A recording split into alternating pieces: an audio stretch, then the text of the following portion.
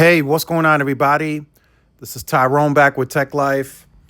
I have an article here for you guys from johnfruland.net. I'll leave a link to it in the description so you guys can check it out.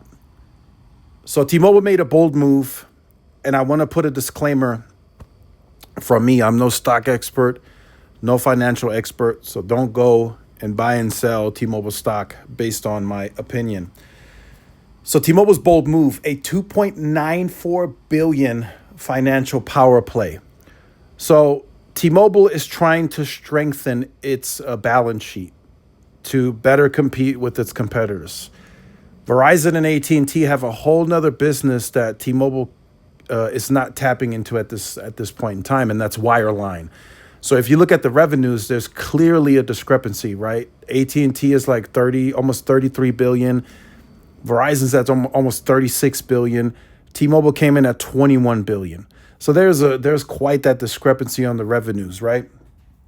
But T-Mobile is still able to convert enough of their wireless service revenue into free cash flow to even guide up this year higher than AT&T. AT&T's free cash flow is going to be down a bit because they're excluding DirecTV.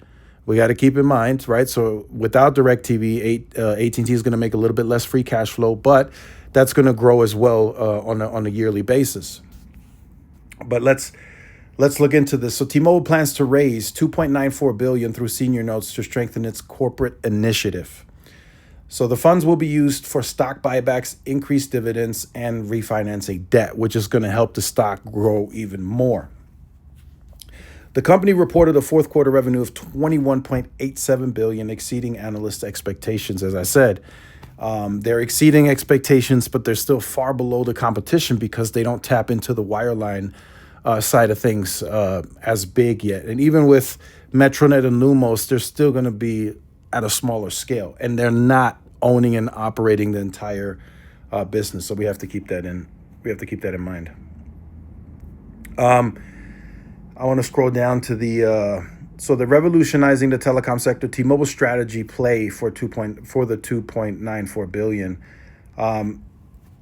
In a dynamic financial strategy, T-Mobile plans to raise $2.94 billion through the sale of senior notes.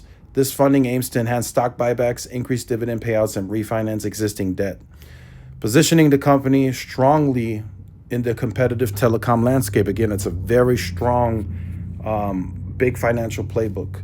So analysts predict T-Mobile will experience sustained revenue growth, which is what they're guiding, with forecasts pointing towards a significant increase in subscriptions, especially in the 5G network market. T-Mobile's developments in rural and suburban sectors, along with enterprise solutions, position it favorably against the competitors. So T-Mobile is going to continue growing everywhere. Top 100 markets, small market, rural areas, enterprise. They told us that, right? FWA, home broadband, they're going to continue to grow.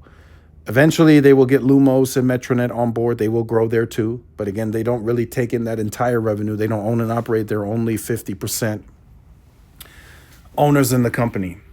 So eventually, right, they will continue to grow finances each and every year. So the pros: increased liquidity will allow for aggressive growth and stability, enhanced shareholder returns through buybacks and dividends. Shareholders are going to like that. Strengthen market presence in underserved areas. So they have to continue to grow the network in the underserved areas. They're doing so, but they still have a ways to go. So the cons: taking on additional debt could pose risk if revenue growth falters. So what T-Mobile is doing with these senior notes, they're taking on additional debt that they can pay at a later time, but they have to make sure that their revenues and everything is growing so they can pay back that debt at a later time. Increased competition from larger telecom firms may pressure margins. That's possible, right? We talked about it. I'll leave the article in the description so you guys can check out the rest. We talked about it, right? Could we see a price war at some point in time, right? It's a possibility. But I'll let you guys check out the article. Make sure you guys leave your comments, like, share, subscribe, and I'll see you in the next one. Peace.